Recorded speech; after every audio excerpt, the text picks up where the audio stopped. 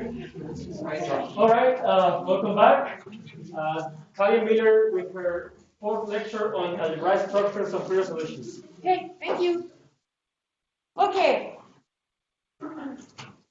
So today I'm going to do one really important topic. It's going to be kind of general at first and historical also. And then I'm also going to do a technical proof for the second half. Okay. And the last day, on Friday, I'm going to try to show you some different directions that you take this material, or like further things, but without proving anything, and just kind of a couple of topics that are just so you've seen them and you know the words and you know like why this is, where this stuff is used for things, stuff like that. Okay? Okay.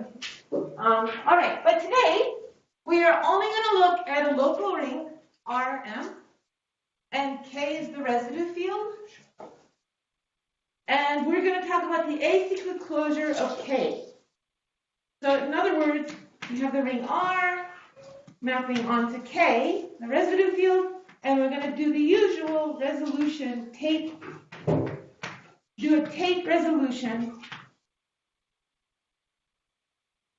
So in other powers, we've adjoined variables of exterior and divided powers of regular variables, and we've resolved it, okay? Okay, but we're doing the acyclic closure version, which means we've done it in a minimal way. So this complex that we get is not a minimal complex. But at each stage, the variables, we pick the smallest set of generators of the homology, a minimal set of generators of the homology, and map, as few variables onto it. So we just chose as few variables as possible at each point. But as a complex of free modules, the differential might not land in the maximal ideal times the next module, except that that's actually what we're going to discuss today. Does it or does it not for this, okay? And so now you might wonder, why are we looking at this one special acyclic closure? There are so many others. Well, I think this is pretty much the most important one. Okay? Many things come from this particular one. And so we're going to look at it and its structure and what invariance it yields. All right. So I want to remind you of our running example before I continue. So our running example is the ring R is the power series ring in X and Y, modulo X cubed plus Y cubed, mapping onto, of course, K, which is R on X and Y. And how did we resolve it? The resolution turned out to be, we have to always first adjoin what? To kill X and Y, we adjoin two exterior variables, so E1 and E2, map them to X and to Y under the boundary map, and then T, one more variable. So these guys have degree 1, both of these, and this has degree 2. And so that's a divided variable, divided powers. And the boundary of this one was X squared E1, plus Y squared E2. And then it turned out we were done. All the rest of the homologies vanished at this point. This is the resolution. Okay. Okay, so we're going to look at things like this today. This was a resolution of the residue field. And I want to ask you, what kind of questions does this example and other things you've seen make you think of? What are some questions here? They could be, they don't have to fit with what we've been doing. Just what kind of questions would anybody from the street ask about this?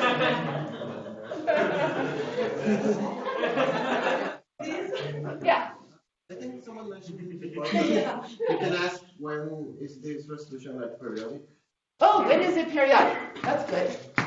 When is the resolution period when you write the complex out? When is it periodic? Okay. What else? Is it minimal?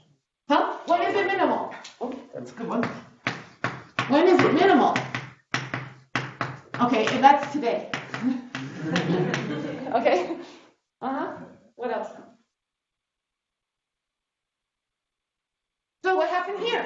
I joined some degree 1 variables, then I joined a degree 2 variable. This is actually an embedded complete intersection that I talked about that situation late yesterday where I think everybody was very tired, where we could always stop at degree 2. So what else can you ask? Yeah? Can you decide? Oh, sorry.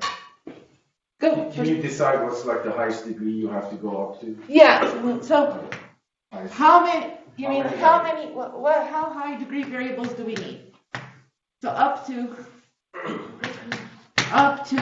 how high degree variables? Someone here? Same question. Good. More? So even more specifically, does this make you think? The number. Sorry, I couldn't hear.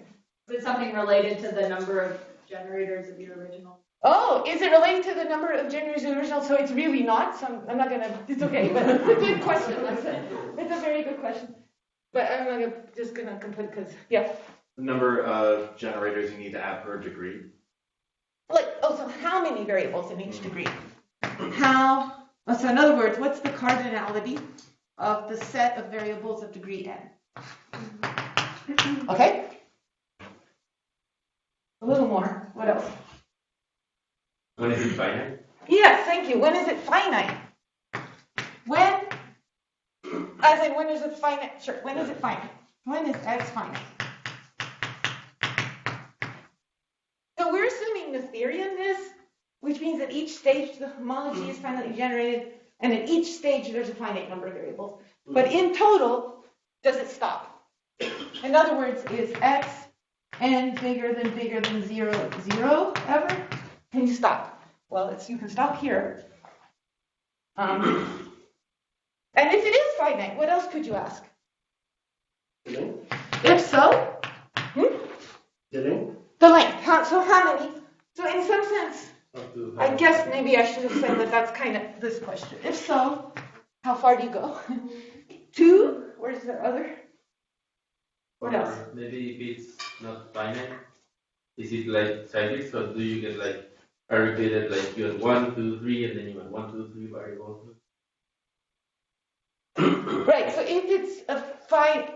if it's infinite, you mean? If it's infinite, is there any kind of repetition within the x's?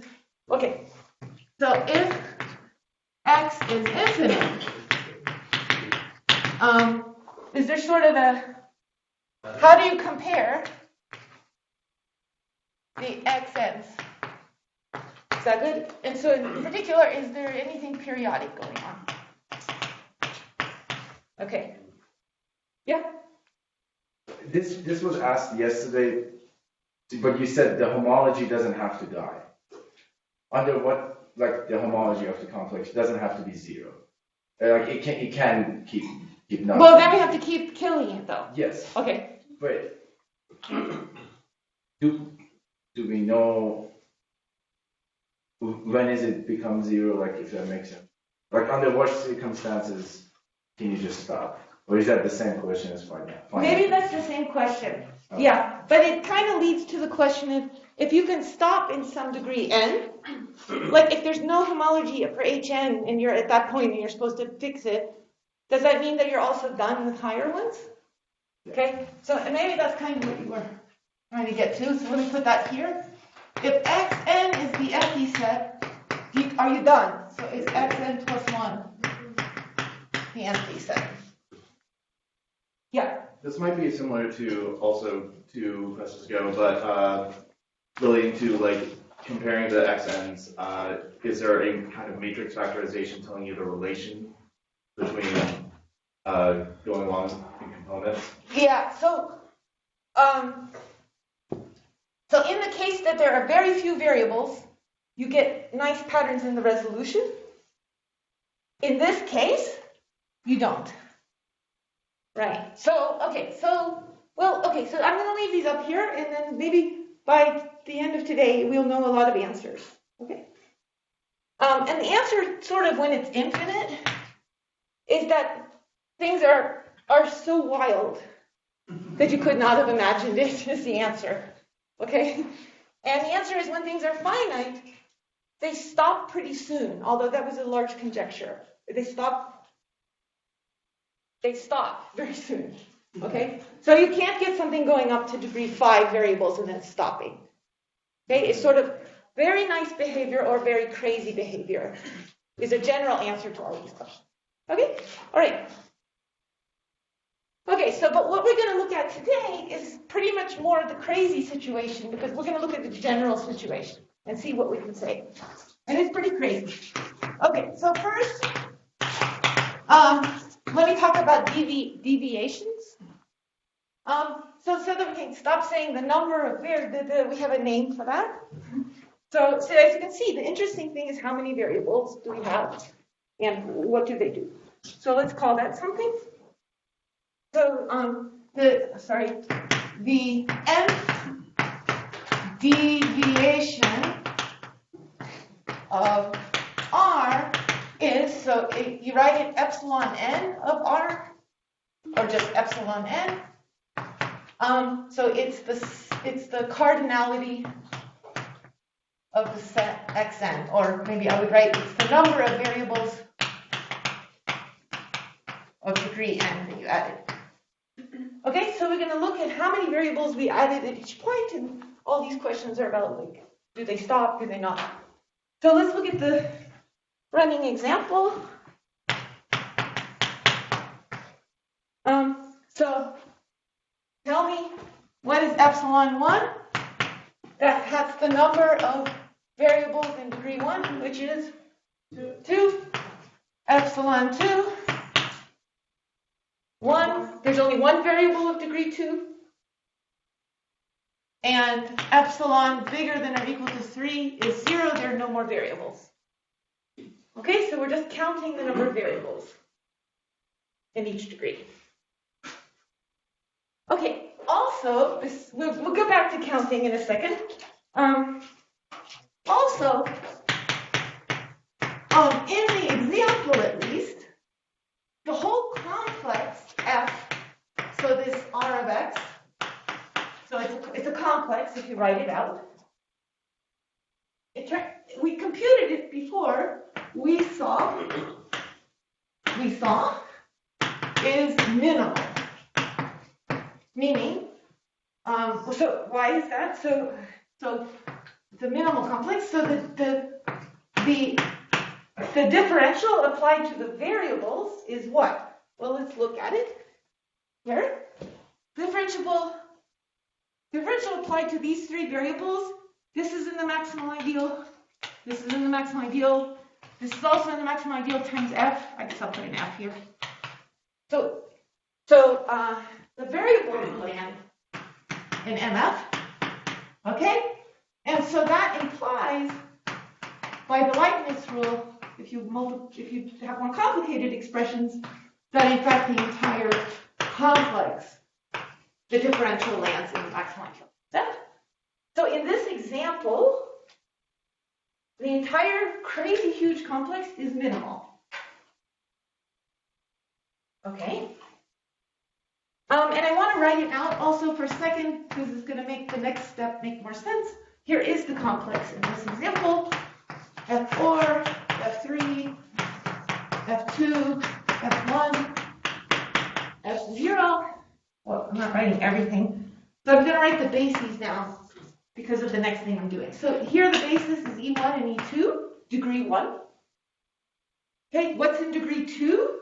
E1 times E2, because degree 1 times degree 1 is degree 2. And T, degree 3.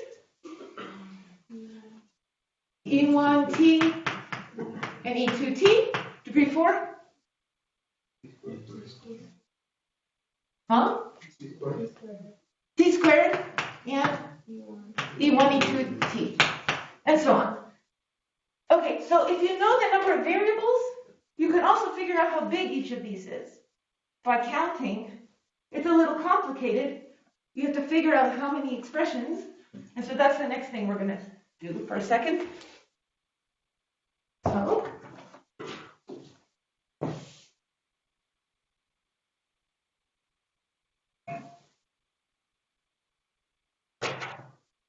I'll talk about the Betty numbers for a little bit.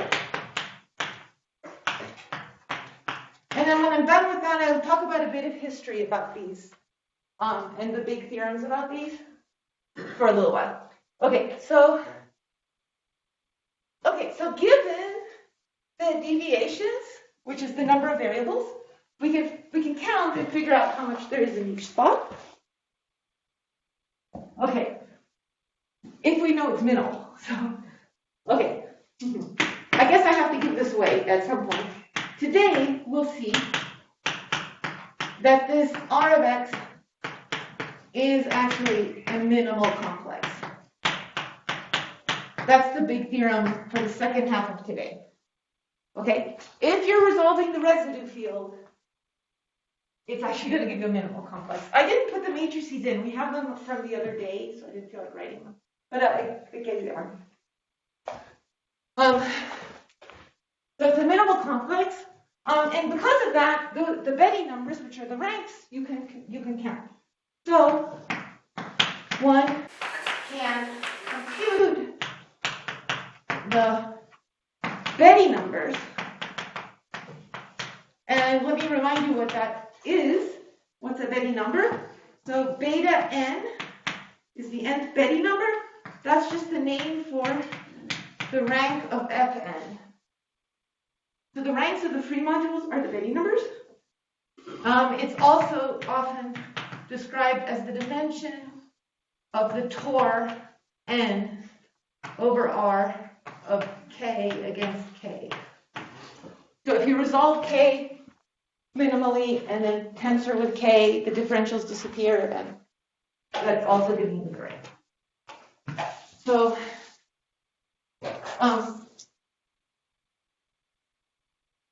so we can compute the Betty numbers, or we're going to write it as a power series, a generating function, so equivalently, the Poincare series so it's written P, lower k, because that's what we're resolving, R is the ring, it's a function of T, so it's the sum, I'll do n equals 0 to infinity, beta n t to the n. So that just means we take all the ranks in the resolution, which here is 1, rank 2, rank 2, rank 2, 2, 2, 2, and put them in as coefficients. So for the example, one gets 1 plus 2t plus 2t squared plus 2t cubed. Okay, so that's just a way to store all the Betty numbers in the sequence. Okay, so we can compute that from the epsilons, from the deviations. Essentially, you just have to count how much you have.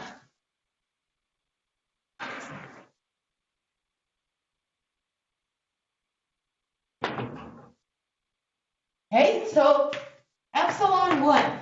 What do we have in degree 1? Well, here we just have 2. But if you have a bunch of variables of degree 1, that's what you have here. That's the rank, right? So epsilon 1, what I meant to write is beta 1 is epsilon. It's just the number of variables of degree 1. Okay. Oh, I guess beta 0 is always 1. So that's, I don't know. How much do we have in degree 2? Well, what do I have in degree 2? I have the degree 2 variables. So that's called, how many of those are there? Epsilon 2. Plus products of degree degree 1 variables, but I'm not allowed to square anything because they're exterior. So I just have to choose 2. So if I have E1, E2 up to En, I choose 2 of them, right?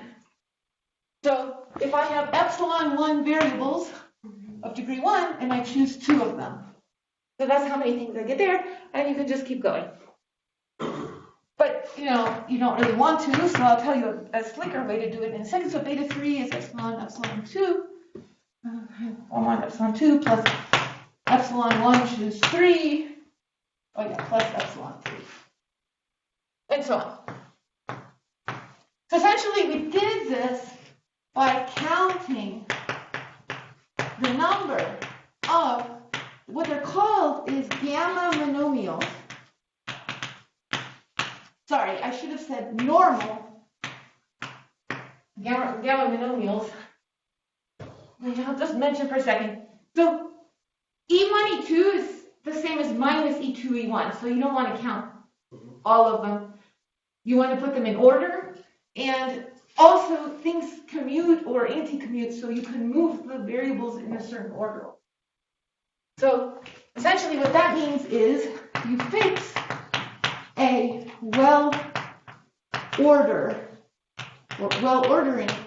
on the entire set of variables, and then you can rearrange your monomials to get them all in the right order. So, and it should, respecting degrees,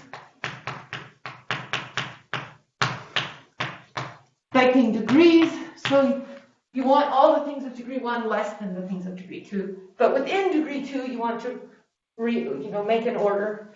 So you put a big order, and then you make your monomials look like, a variable x alpha 1 to the n1 power up to x alpha s to the ns power. And if it's an exterior power, you only raise it to the first power at most. And you want all the n's and i's to be bigger than or equal to 1, and then I'm missing one monomial, which is an empty monomial, all to the 0 power, which is and the monomial 1, which is like, okay, so you can kind of write the monomials out, and these get used in proofs is the only reason I'm mentioning it. Okay, so you can see that understanding the variables, you also understand the Betti numbers.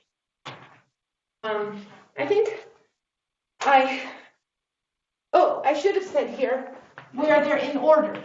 So with x alpha 1 less than less than x alpha s. So I put them in order, rearranged it, and put them in order.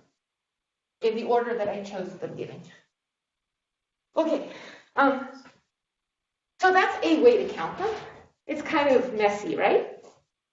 It's nice because I can use this in proofs, like what do things look like, but this is kind of messy. So more slickly, what we usually do, you can notice that R of x is actually the tensor product of all the R adjoining little x's for all the little x's in x. So when you keep adjoining variables, you're just tensoring.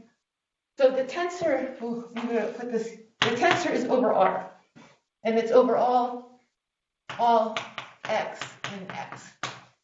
Okay? And then if we just count the sizes of this and put them in a generating function, the sizes of the whole thing is going to be the product. Okay, so let's count each of these. So each factor, if we count it, so let's make a generating function, the sum of the dimension of R adjoining little x, dimension of each of these. So by dimension, I should have written maybe rank. Let's write rank. So the rank of this guy in degree n, do I using n's? Yeah, t to the n is how much? So let's just take one of these. Well, how big is this guy? I mean, what does it look like? It looks like R plus Rx plus Rx squared, if you're allowed to square, if it's even, So these are all 0 if the degree of x is odd. Okay? So that's how much it is. So in degree 0, how much do I have? 1. On degree here, I have 1. So 1t. So I'll just write t.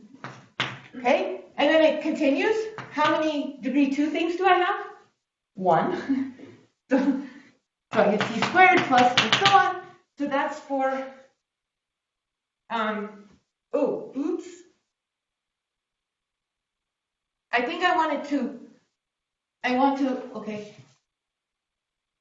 Sorry. So I'm going to say if the degree of x is 2i, I want to write it as 2i instead of I. So then this is going to be t to the 2, what am I doing? 2i. And this is going to be t to the 4i, and so on. Sorry, I forgot that x is not degree 1, it's degree something. Okay, and then if it's exterior, you'll just get, so if the degree of x is odd, 2i plus 1, you'll just get 1 plus t to the 2i plus 1. Okay? So that's how much is there. But the first, any questions? Any question? I can't just ask.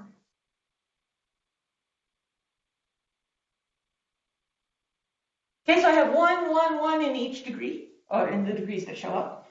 And actually, this one can be rewritten as 1 over 1 minus geometric, right? T to the 2i. Okay? So that's for each factor, how big it is. Then for the whole thing, you just have the tensor product, so it's the product of these sizes. So the Poincare series for the whole thing should be the product of these. So K, R, T should become, right, as the product over n odd of 1 plus t to the n. Epsilon n, so that's how many times you get a variable of degree n, and the product of all the even degrees on the bottom, so this is this factor here, of 1 minus t to the n, epsilon n for n even. Sorry, I switched from 2i to n. Okay. So, and if you multiply this power series out, you'll figure out exactly how big each Betty number is from what the epsilons are. So, yeah, that is kind of nice packaging. Conversely, just mention this for a second. Given how big, so given these equations, you can inductively solve, right? So for the epsilons in terms of the betas. So epsilon 1 is beta 1. Epsilon 2 is beta 2 minus this garbage, which is really, well, what epsilon 1 is really beta 1 minus beta 1 choose 2. So epsilon 1 is beta 1.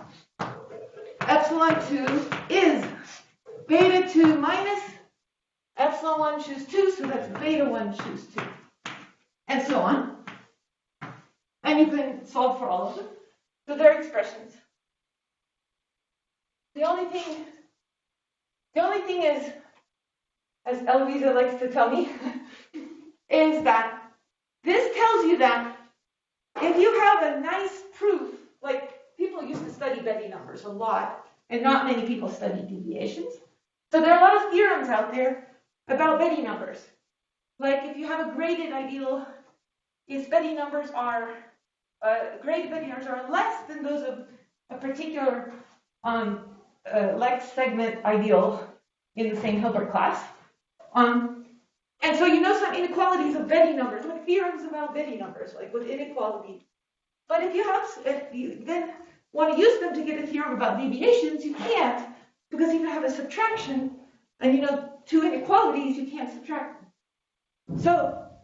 So information about, but on the other hand, if you know information about the deviations, inequalities, then you get inequalities for the Betty numbers. So somehow the deviations are better. So the minus signs can cause problems in getting sort of inequalities for betas and driving, so you can't drive inequalities for the epsilons. And so somehow the deviations are sort of a more, they're more compact because you're just counting the variables and not this huge mess. But they're also more fundamental. Okay? In a way. I mean, it's true that they're equivalent information, but they're somehow better constructed information. All right.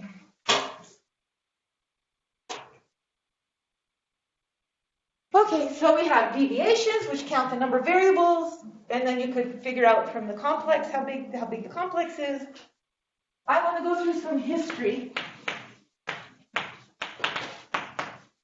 of which will answer some of the questions you asked.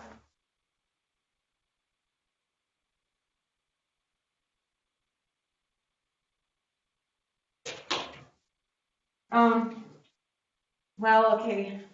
I'll just write this fast. So if K is a field, that's if and only if the epsilon n's are all 0 for all n bigger than or equal to 1. And that's also if and only if for n equals 1. And then R is regular if and only if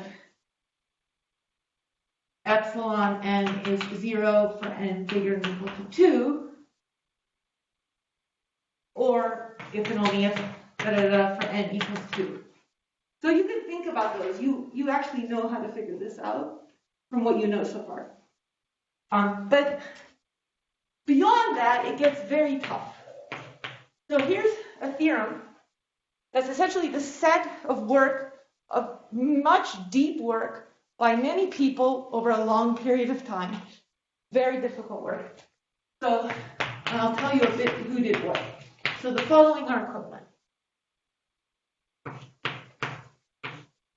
So one is that R is a complete intersection.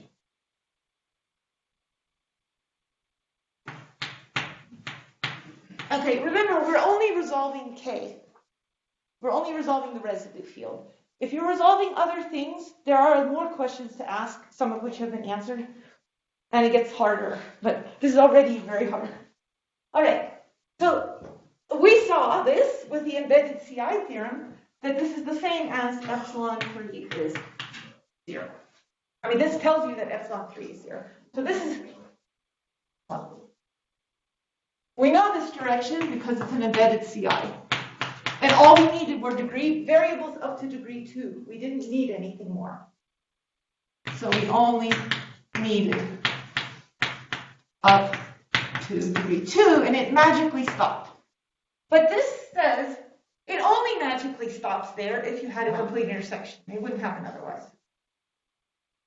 Otherwise, it will never stop there. We're resolving the residue field. We're only resolving the residue field. So the epsilons are always for the residue field. Okay? Right, we have R of x resolving the residue field. And epsilon measures the size of it, of the x's. Epsilon n is the cardinality of xn. Okay. 3. So it's also enough to check that epsilon n is 0 for all n bigger than or equal to 3. So this is one of the questions, sort of. If it stops and you don't need degree 3 variables, So that means you don't need degree 3 variables. So which homology must be 0? 2. If you don't need any degree 3 variables, the second homology is 0. Okay? But then maybe one of the others is not 0. This says, no, it's equivalently then all the homologies are 0 at that point. 4. It's also enough, and this is a big difference here. Epsilon n is 0 for all n much bigger than 0. Okay. I wrote epsilon n bigger than 0. Okay. So this says, okay, I joined some degree 2. Okay, I joined some degree 3, 4, 5. Will it maybe stop? Can it ever stop? This says if it stops at some point and from then on stops, it must have already stopped long ago at degree 2. So it's really extreme, It's not going to stop at stage 8. Okay, that's for all n bigger than 0. But then you're like, but what if it just stops in one place? So then there are more improvements. 5. Epsilon n is, and if you have questions, interrupt. Is 0 for all even n bigger than 0.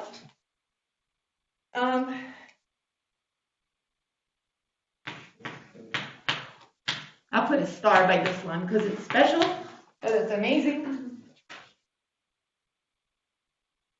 What would be the best thing to write now? For some n.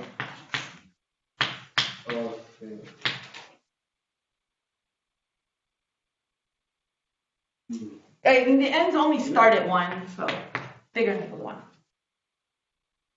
Okay, so this is the best result, but this took a long time, okay? I'll tell you a few things. Part 3 was by Asmus. Part 4 was by Gullikson. Who developed major ideas in this field. And so was the next part in a later paper, 4 years later. And then this amazing result here is by Kalpern, which was amazing. It also rests, of course, on the shoulders of Gullikson, but it was also amazing. Amazing things. And there's also a new proof of this using minimal models, so by Abramov.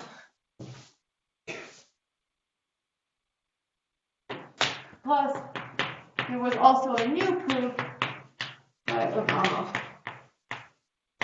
using minimal models, which we discussed briefly, but I'll bring them up again tomorrow. All right. Okay, so this is called Kalpern's rigidity conjecture. So rigidity is always a concept when you have one thing vanishing, forcing all the further ones to vanish. So if you don't need degree n variables, his theorem says you don't need degree n plus 1 and plus any more variables. And then it even says you also don't need degree 3 enough either. So rigidity is always when something is 0, then the further ones are 0. All right, so then you might ask, which one of you did ask, are we just looking at k? Why are we just looking at k? So then the question came, what if you're looking at more things, and there's still things that have not been proved.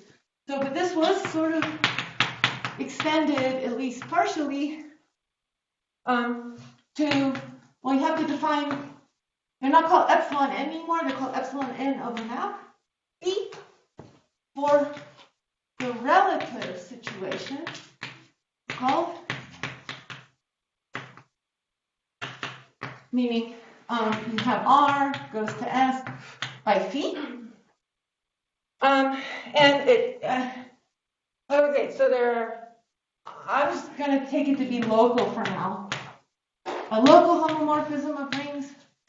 And I'm going to take it to be surjective. But, actually, they kind of got rid of a lot of that, and they need essentially a finite type most of the time. But the proofs are always quite hard, blah, blah, blah. But they're even hard in this case, but then there are a lot of subtleties to going to the general case. Okay, so some things are known. I'm just going to say words so you can look up things if you want to. So Abramov, in his 99 paper, in which he proved many important things, when projective dimension of S over R is finite, I believe. And then quite a bit later, Abramov Iyengar.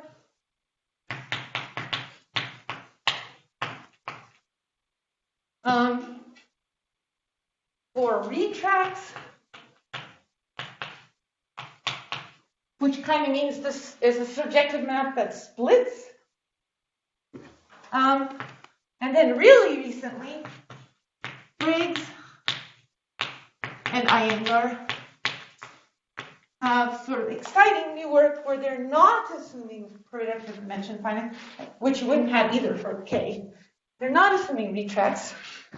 And they get they get if, so no assumption, and they get things like if epsilon n is 0 for a lot of n. So for infinitely many, even and odd. Something. Okay. So this gets very hard. And there's stuff that's still open.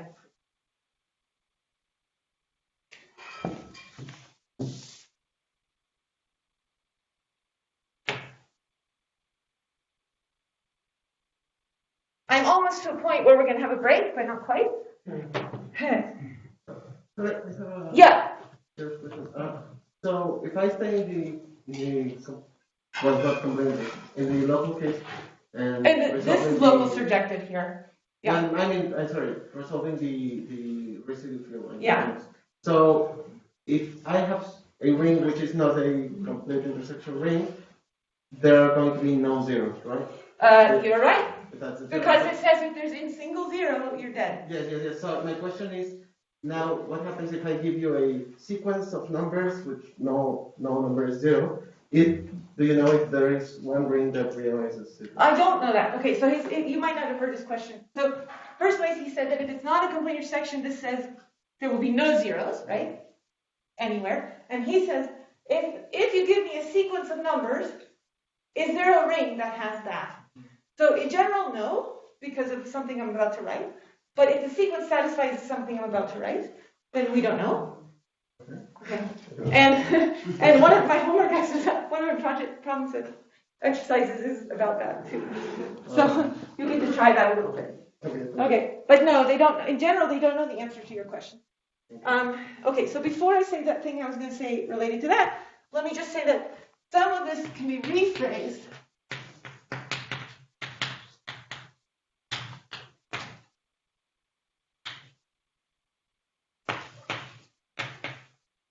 In terms of something called under-equilling homology, homology and cohomology. It's also called cotangent homology and cohomology, which I might briefly mention on Friday, because it at least in characteristic 0, it comes from this R of X. So I will mention it. And so if you do that, these are called Quillen's conjectures, at least in our world. There are two of them. And so a lot of these questions are just, you could rewrite them, and that's what Quillen was asking. So these kinds of questions. If it stops somewhere, does it stop forever? If it stops somewhere, does it have to stop at degree 2? And all these kinds of questions. So for a general map, from R to S, sometimes assuming projective dimension finite, and one of the conjectures assumes this, and one of the conjectures does not assume this, it's asking, does it stop? And does it stop early? Okay, so if you're interested in that, you can read about equivalence conjectures. And so here is the big theorem. Well, that's also big, but really big. Also, these are all big. Okay, this is about the same size, big. Is by Avrama in 84. Is that essentially if R is not Ci, okay, then as you said, as you pointed out, these are all not zero. But in fact, he proved that they pretty much have to grow exponentially. Whoa. So a subsequence does. There exists a subsequence epsilon sub ni of the deviations that has exponential growth. I mean, so it has super exponential growth, it's bigger than an exponential, but it's also true that in the Noetherian case, it can't be bigger than that anyway. So it's also exactly exponential. Let me write something down. There exists an alpha bigger than 0 such that epsilon n sub I is bigger than or equal to alpha to the ni for all I. Okay, and by the way, therefore the Betty numbers will also grow exponentially. So Betty numbers, well, they'll just grow exponentially. I don't think you even need a subsequence because, no, that's not true. That's not obvious. Because the subsequence might go really far out of each step. Okay, the same idea. Subsequence. I'm not sure. Okay, and it's also bounded on top by exponential, so it can't be faster than that anyway. All right, now let me take a break for a couple minutes, yes? Not too long, because I have to do a really heavy technical proof, but it's about something, a really, really important sub-complex of R of X that is like, tells you everything about R of X. And so it's going to be very technical, but it's a good thing to see. Okay, so I find it hard to lecture fast, so if there's a lot I still want to tell you. So I'm just gonna go, the second half of this is fast, but it's okay, because, it's just exposure, right? But I do want to kind of get through the whole thing, because I'm trying to do one proof. And so if I don't finish it, it's kind of sad, right? So, all right. Okay, so what we're going to learn more now is some technical results. Technical stuff about R of X. And how to think about it, how to look at it, because it's a very difficult thing, like how do we look at it? Okay, so the main goal is going to be proving, to prove, but I'm going to skip a lot of things, but still, we're trying to prove the following theorem. And it's due to Gulliksen.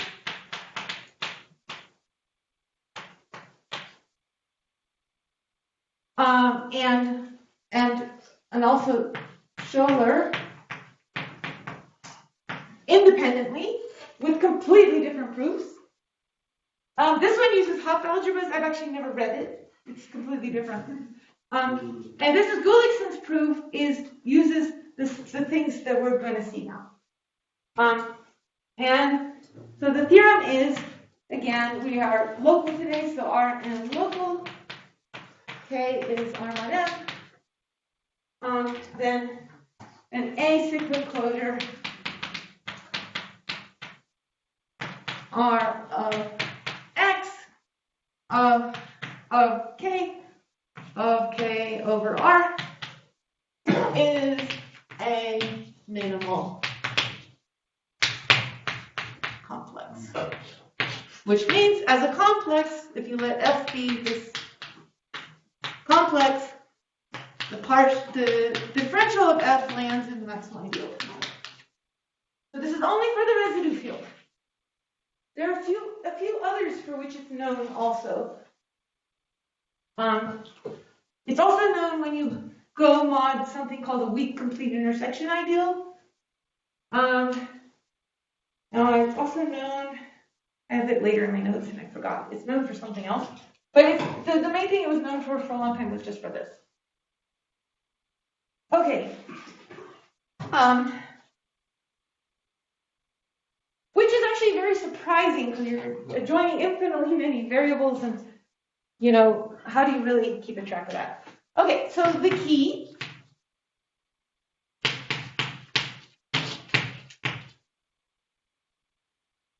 to the proof is to focus on a smaller, in other words, a subcomplex, much smaller, subcomplex, it's not a subcomplex, quotient complex, which can be thought of as R of X's, like skeleton or backbone or something. Okay? So in the sense that wherever it goes, R of X follows. So this is something much smaller. You map it to somewhere, you get a map from the whole thing. Special kind of map. And stuff like that. It somehow detects a lot of information about R of X. Not everything, though. Okay, so let me define it.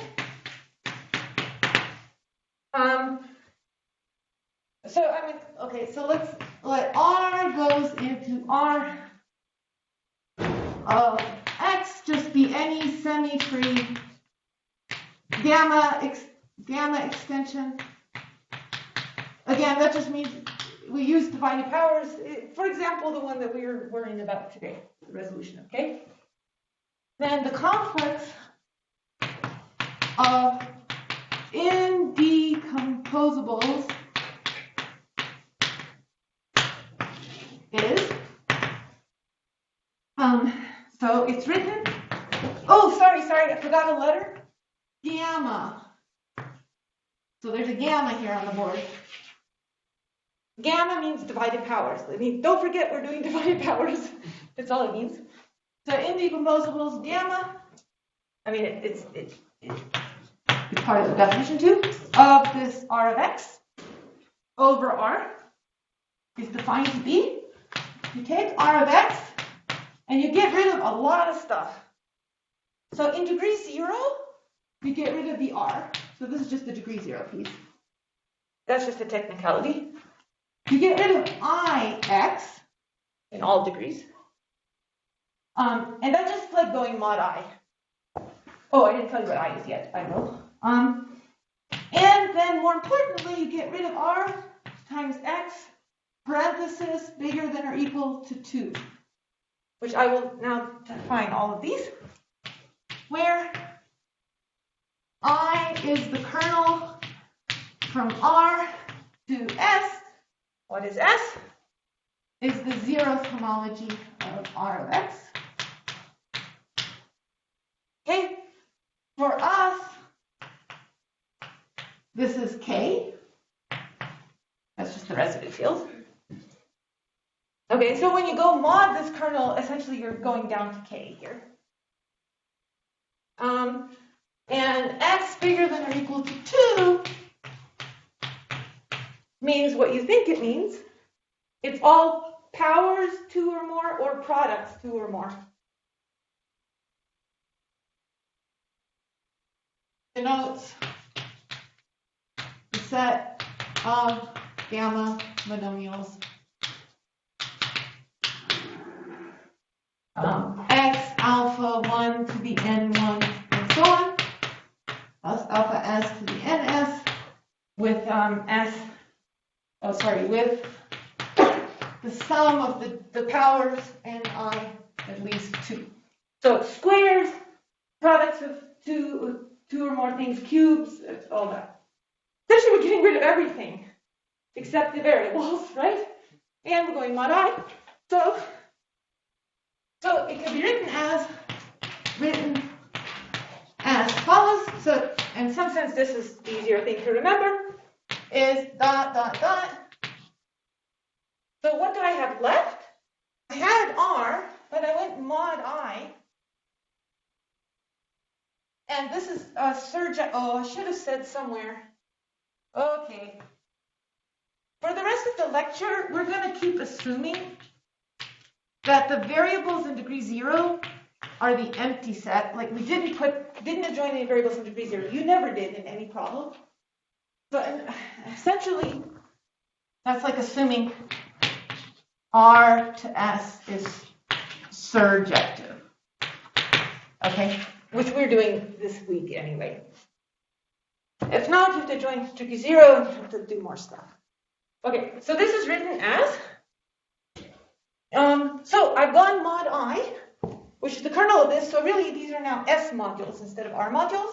So I have S as my ring, that gone mod I, and I removed everything except the variables themselves, so I get just the variables sitting there, x n plus 1, s x n, and so on. So that's what the complex looks like.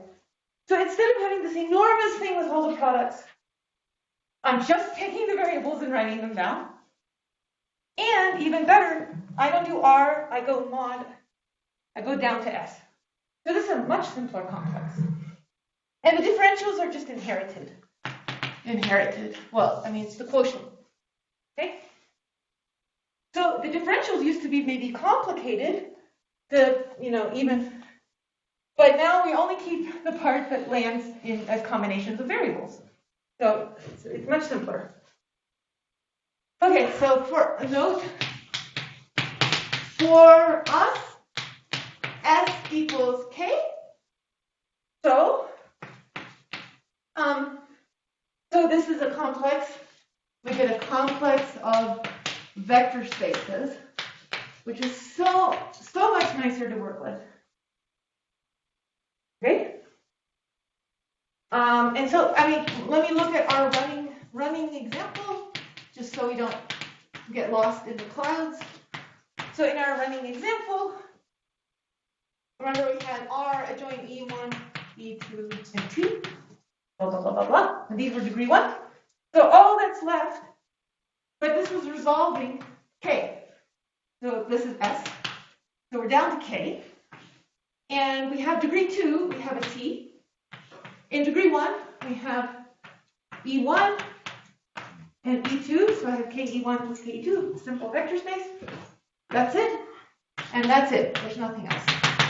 So this is in homological degree 1, homological degree 2. Very simple complex.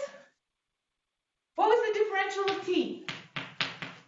X squared E1 plus Y squared E2.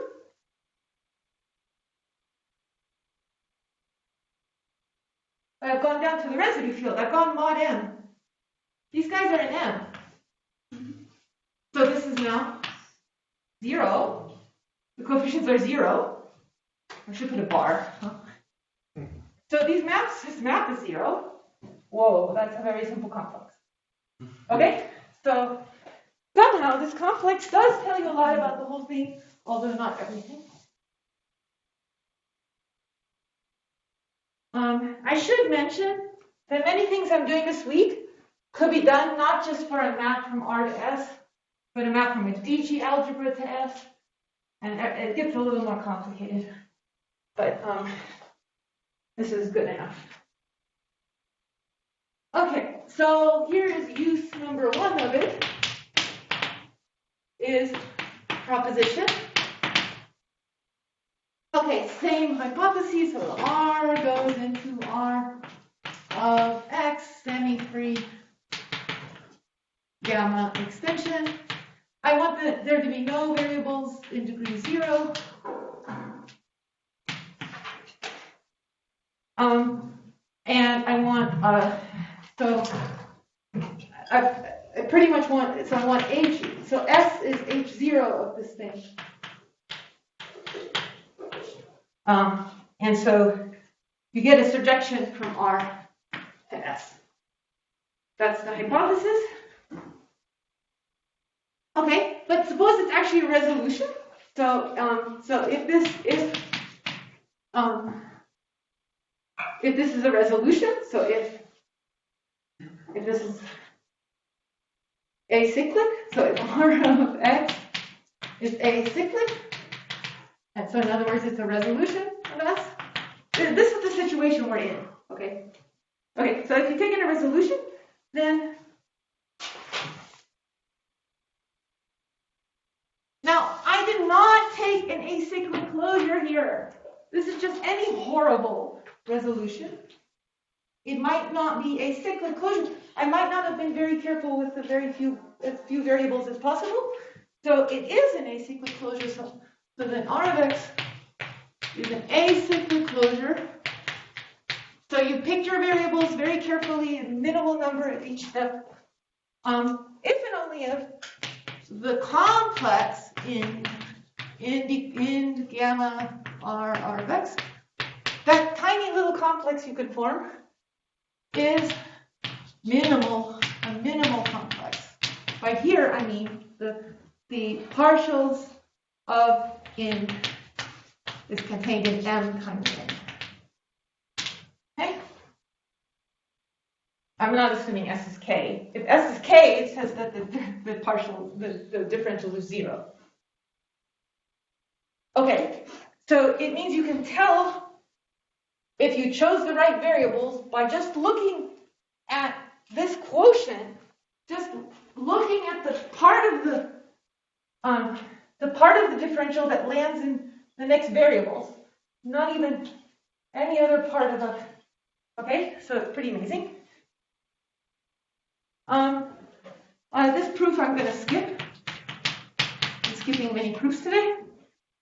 I'll put that in my type notes someday, whenever that is.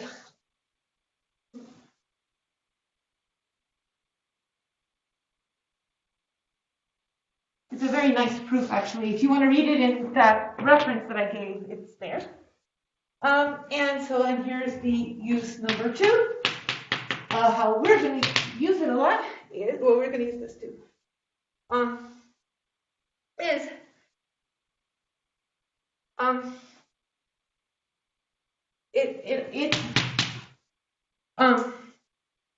it is used for constructing maps. Now, I'm not telling you what kind of maps, so I'll just do like this. They're going to turn out to be derivations from R of X, from simpler maps, in other words, chain maps from the complex in decomposable gamma R of X.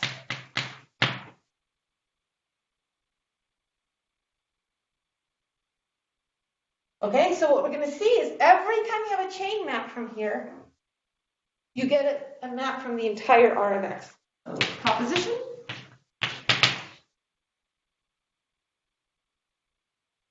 R of X quasi-iso to S semi-free gamma extension. And that means it's a resolution, right? So you have this resolution. And this is a quasi-iso. So this is quasi-iso just means that this is a resolution. Okay, suppose you have a resolution, and you want to make a map from R of X to something else. So let U be a complex. So U, let's say U is bigger than or equal to 0. I don't want it to live in negative degrees. I want U0, U1, U2. Is a complex of S modules.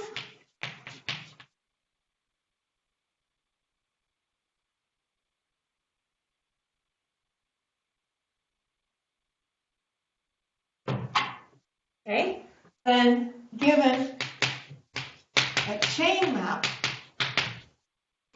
of degree minus n, we're going to want negative degree chain maps for what we're doing. From indecomposables in gamma R of X to construct, because the indecomposables is kind of a big complex usually. Well, bigger than this usually, but not so bad. And you can usually make a chain map. And from that, you get a huge map from all of Rx. So there exists a chain map that's also a gamma derivation,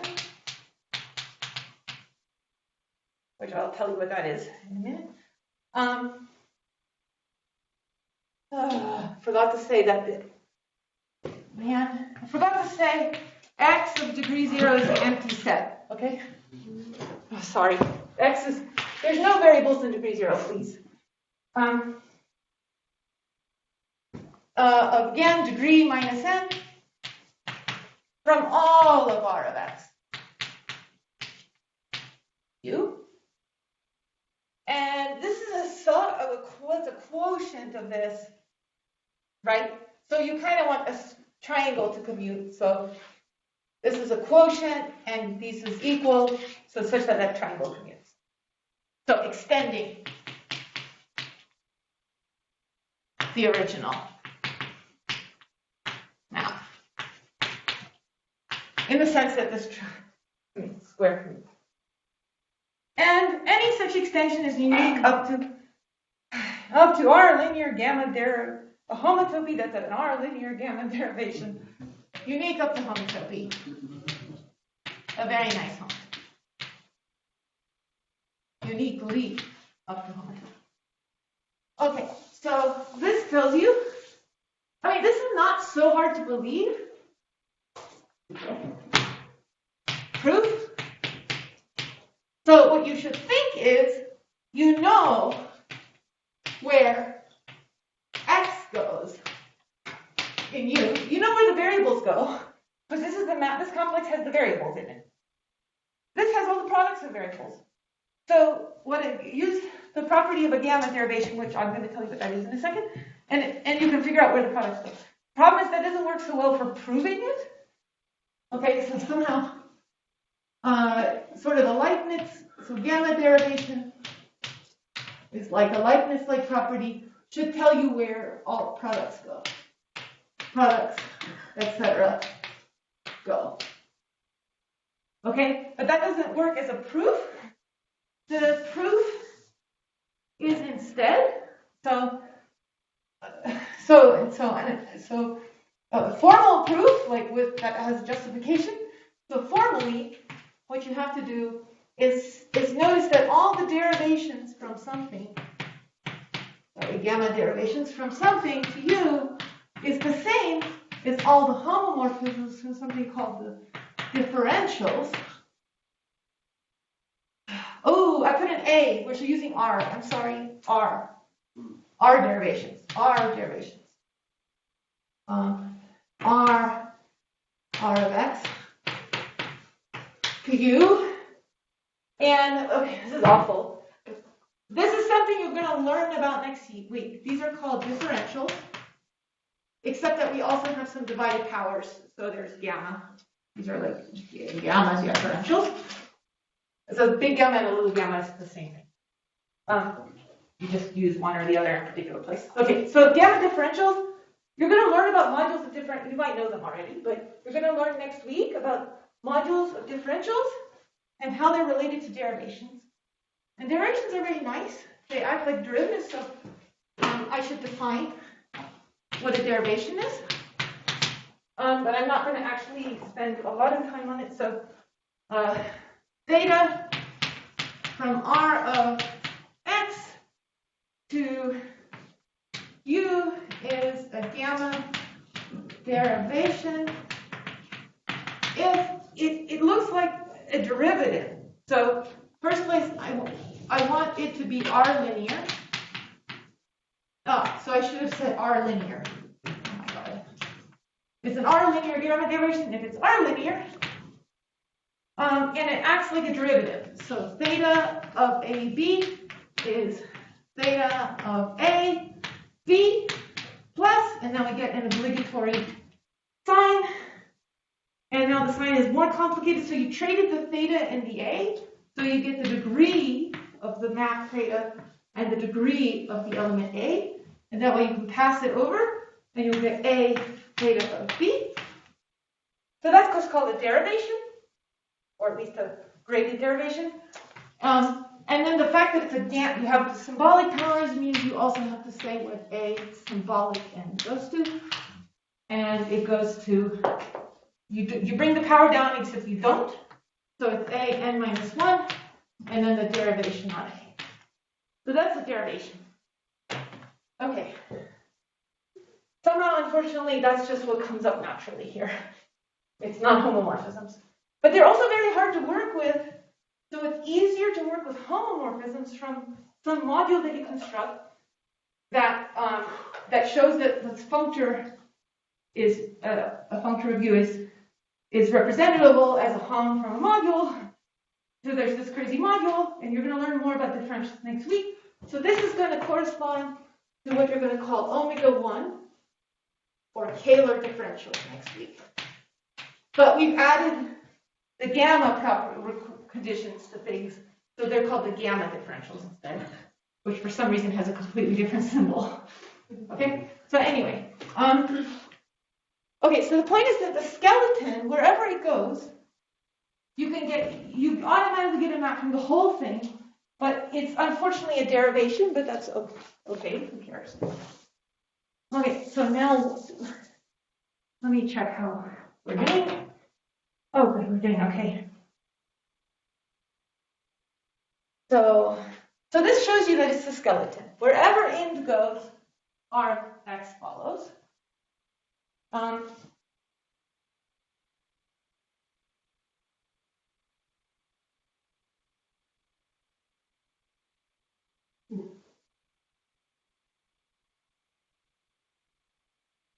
Okay, so the main thing that you get from this is the following corollary.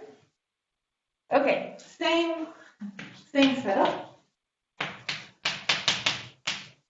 as in the previous one. For any, you're going to fixate on an element x of degree n, so x is in xn. For any element such that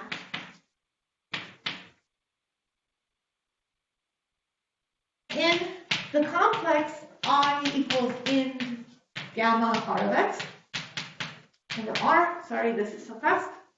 So in that complex, if it has the boundary of x is not in the maximal ideal times the complex. I realize I have another complex called I, and I have an ideal called I. So maybe I should not call this I. I'll call it ind. Just ind. Okay?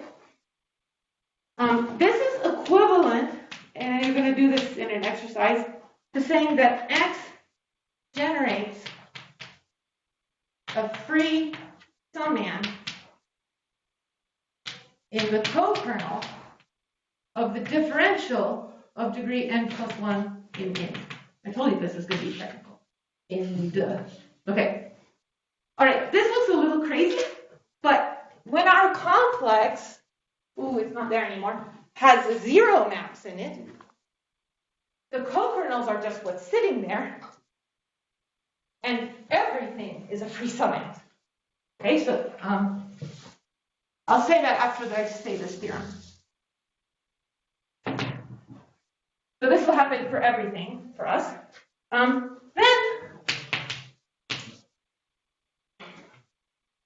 there exists one of these derivations, R linear gamma derivation from R of x to itself. I'm going to call it theta of degree minus n. Now, cool. I have this element sitting in degree n. The map is going to take me to something in degree 0. What is the nicest thing in degree 0? 1. So, in fact, with theta, so of x equal to 1.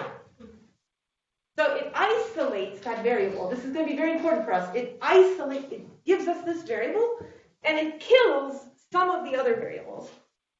So theta of everything else in degree n, not x, is dead. So it isolates that variable.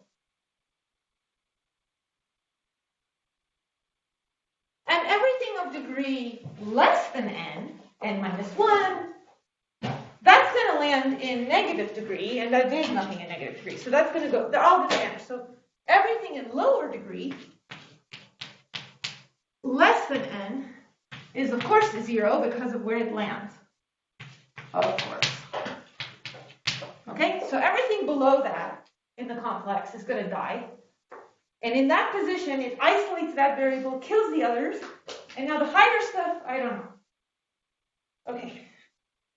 Proof, you're going to do yourself. You're going to get a map. So you're going to use, you want to get a map from R of x?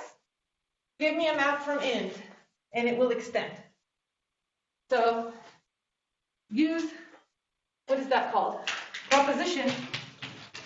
And to get a map from int gamma to all of R of x, if it's a very obvious map, you just have to write it down, show it's a chain map. And then by the proposition, it'll give you a derivation, and it will do exactly what you want.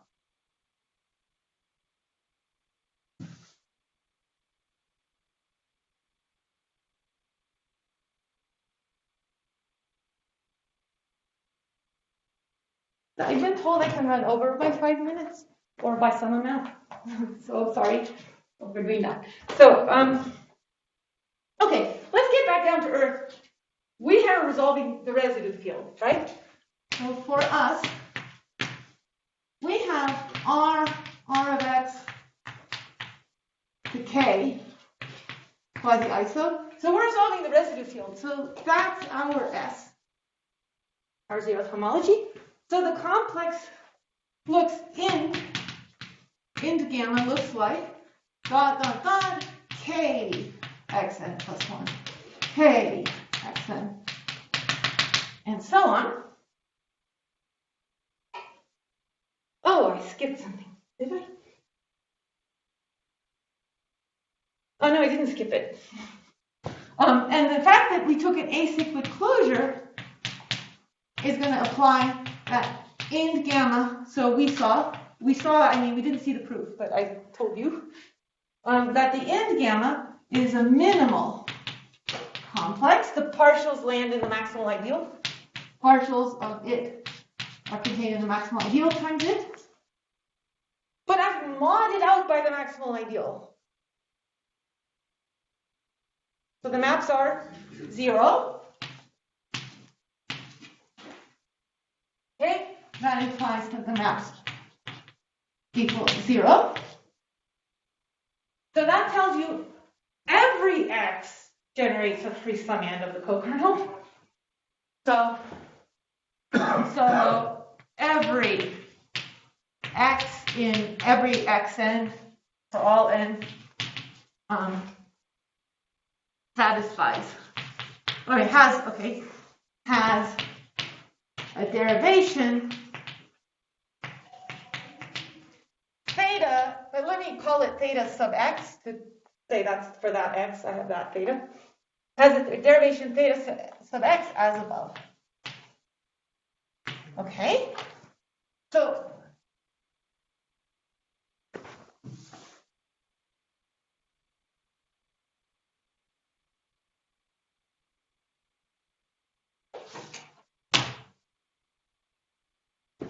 what are we trying to prove? We're trying to prove that this crazy R of x is a minimal resolution, has the property that the maps land in the maximal ideal. We know that about this subcomplex only.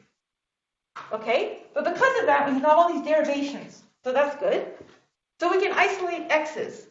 But those, a derivation theta x, that's also a chain map. Chain map. Also. It's also a chain map. But, okay, what? Right, so here they're going from Rx to Rx, and we have all these beautiful derivations that keep a variable and kill the other ones. And so, do I want to say this? Okay, and so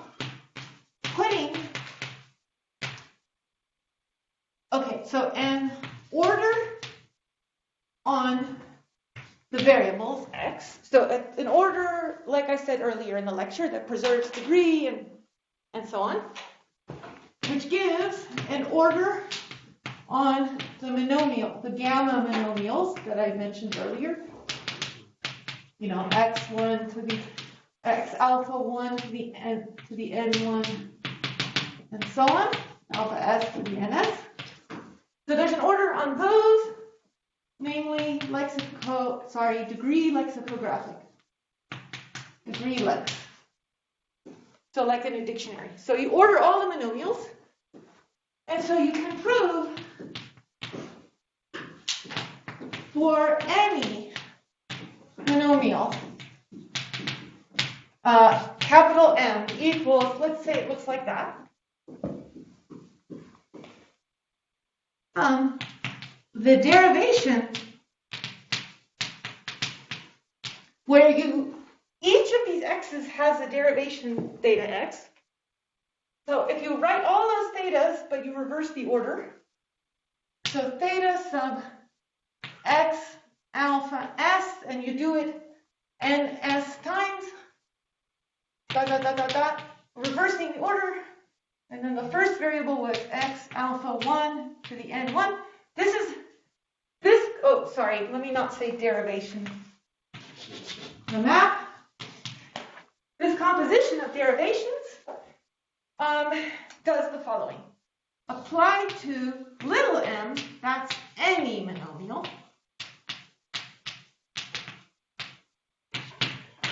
does what?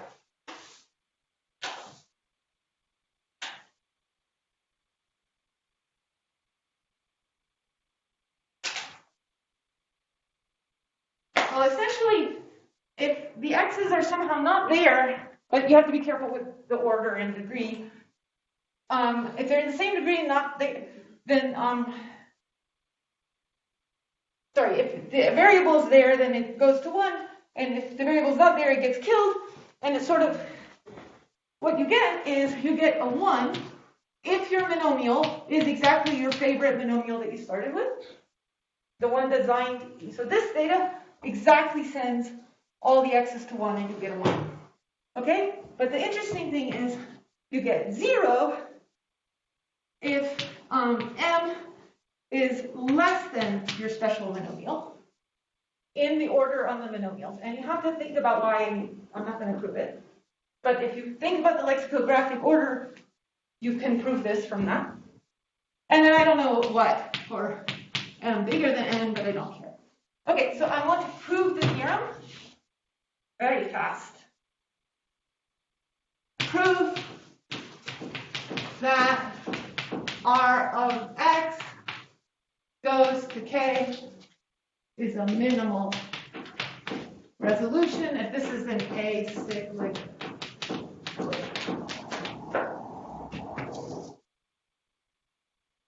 All right.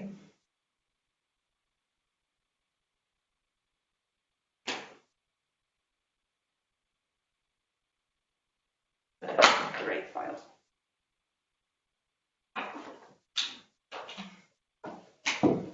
Okay, suppose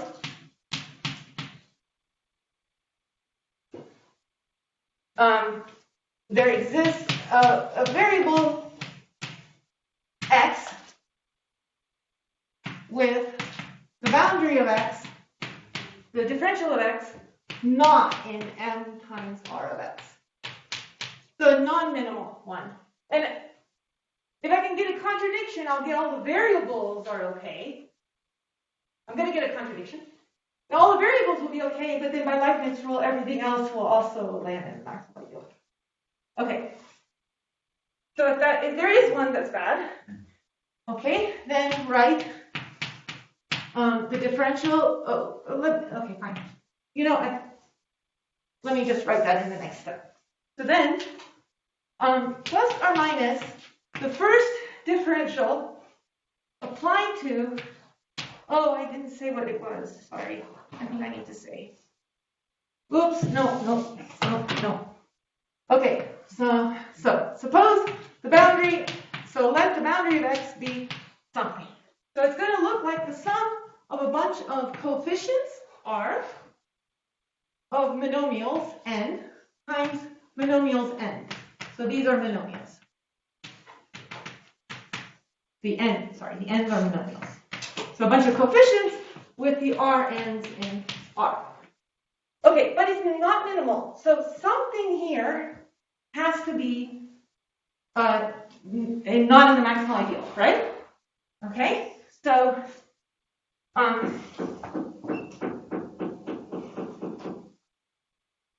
so let n0, can't read my notes, be the greatest monomial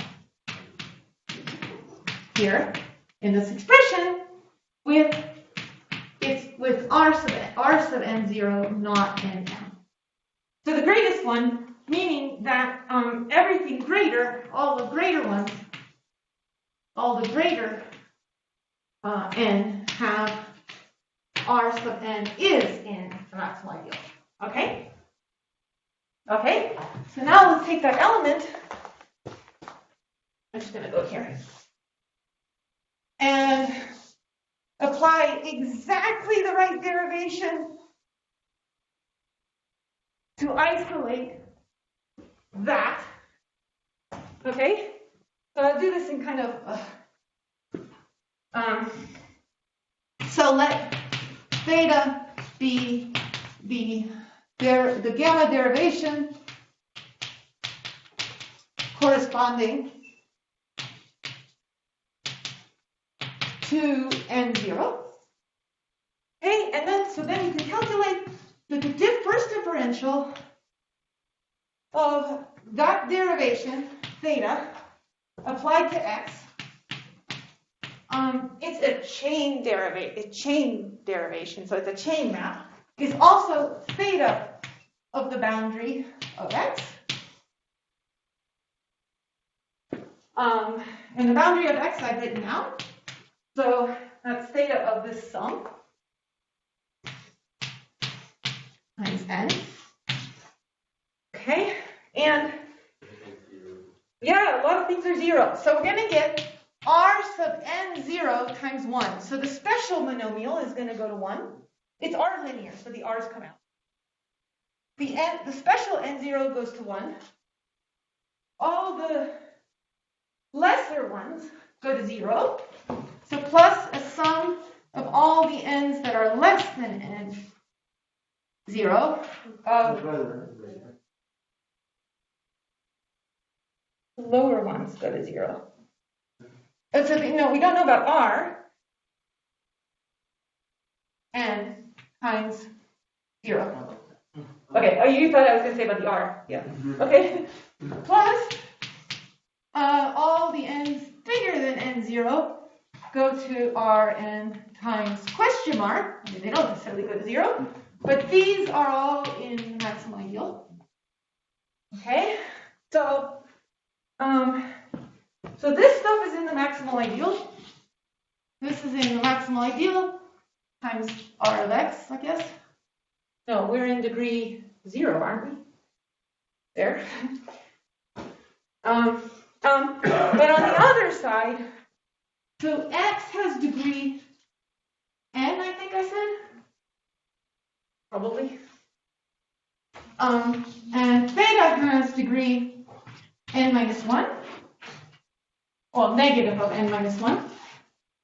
So when you're done, the thing inside has degree 1. Okay?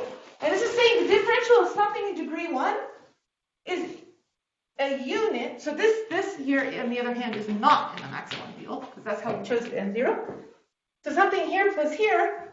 So this entire expression is not in the maximal ideal, right? Because it's something in the maximal, not in the maximal ideal plus something in the maximal ideal. So it's not in the maximal ideal. But that's impossible. Why? That says this is not in the maximal ideal. But this image, the image of the first map is what? From the variables, what are we resolving? K. The first map hits what image? M. So the image of delta 1 is actually M. So this is impossible. So, contradiction. Okay, I'm sorry I ran over so long, but so it's minimal. Okay. Anything else we should say? From the back, any ideas? Okay, yeah. All right, so, great. So, again, it's almost 5.